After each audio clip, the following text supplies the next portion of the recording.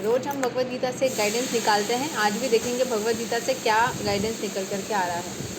तो we have chapter 10 opulence of the absolute के श्लोक 17। उसके पहले 16 भी है, वो भी थोड़ा पढ़ेंगे, बट 17 मेन आया है।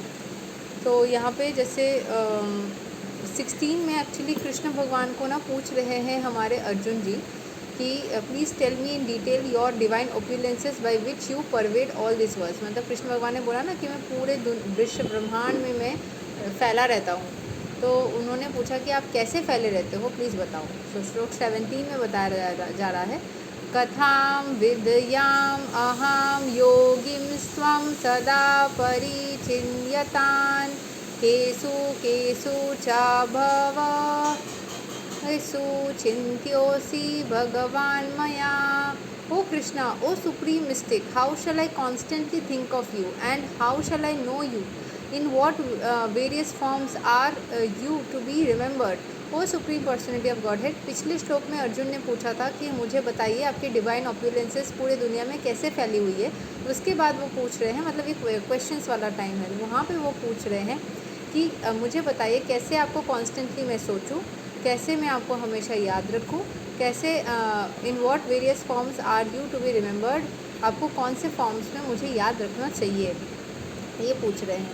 As it is stated in the previous chapter, the supreme personality of godhead is covered by his yoga maya and surrendered souls and devotees can see him, and Arjun is convinced that his friend Krishna is the supreme Godhead, and but he wants to know the general process by which all pervading lords can be understood by the common man.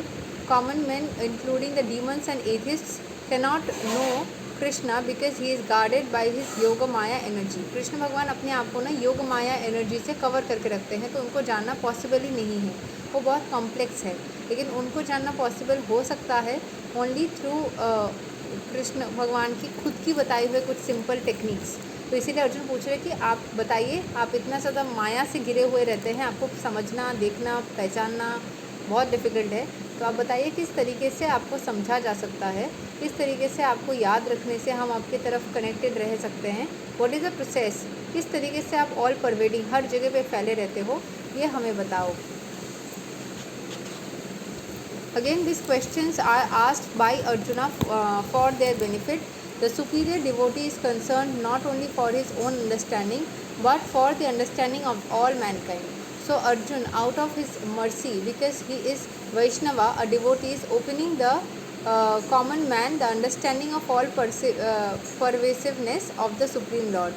कैसे supreme Lord पूरी जगह पे फैले हुए रहते हैं, उस चीज़ के बारे में वो बोल रहे हैं। He addresses Krishna specifically as Yogin because Shri Krishna is the master of Yoga Maya energy by which he is covered and uncovered to the common man. The common man who has no love for Krishna cannot always think of Krishna, therefore he has to think materially. Arjun is considering the mode of thinking of the materialistic persons of the world. The words kesu, kesu, cha, bhavesu refer to material nature. The words bhava means physical things, because materialists cannot understand Krishna spiritually. They are advised to concentrate the mind on physical things and try to see how Krishna is manifested by physical representations. तो कृष्ण की जो spiritual form है वो माया से बनी हुई है, और उसको समझना कॉमन मैन के लिए प्रॉब्लमेटिक हो सकता है, ताकि कॉमन मैन जिनका अंदर कंसंट्रेशन लेवल ज़ीरो है या वो कुछ भी नहीं समझ पाते हैं, उनको भी समझाने के लिए भगवान ने ये मतलब अर्जुन ने ये पूछा कि क्या करना चाहिए, जिससे लगभग ये बताया जा रहा है कि मटेरियलिस्टिक जो लोग हैं, जो मटेरियल चीज़ों से ही, एकमात्र मूर्ति से ही भगवान को पहचानते हैं, अदरवाइज़ पहचान ही नहीं पाते, उनकी माया को देख ही नहीं पाते, उनको बोला जा रहा है कि आप फिज़िकल चीज़ों से ही, भगवान की मूर्ति, चीज़ें, उनके कपड़े, उन सब से ही आप कृष्ण भगवान से कनेक्ट करो, ठीक है। क्योंकि हर कोई जो होता है ना वो भगवान के माया रूपी, लीला रूपी वो चीज़ से कनेक्ट नहीं कर सकते, सो इसलिए यही तक है हमारा श्लोक, जिससे पूछा जा रहा है, मतलब पूछ रहे हैं हमारे अर्जुन भाई साहब कि कैसे आपको कनेक्ट किया जा सकता है। इसका लगभग आंसर तो भगवान देंगे, अभी तो क्वेश्चन पैटर्न ही चल रहा है, बट वो यही बोलेंगे कि आप मुझे हमेशा अगर याद रखोगे मेरी ओपिनियंस तो लिमिटलेस है, पर आप छोटे छोटे चीज़ों से, छोटे छोटे एग्जाम्पल से आप मुझे याद रख सकते हो। आप हमेशा मैं हर किसी के दिल में ऐसे ही बैठा रहता हूँ।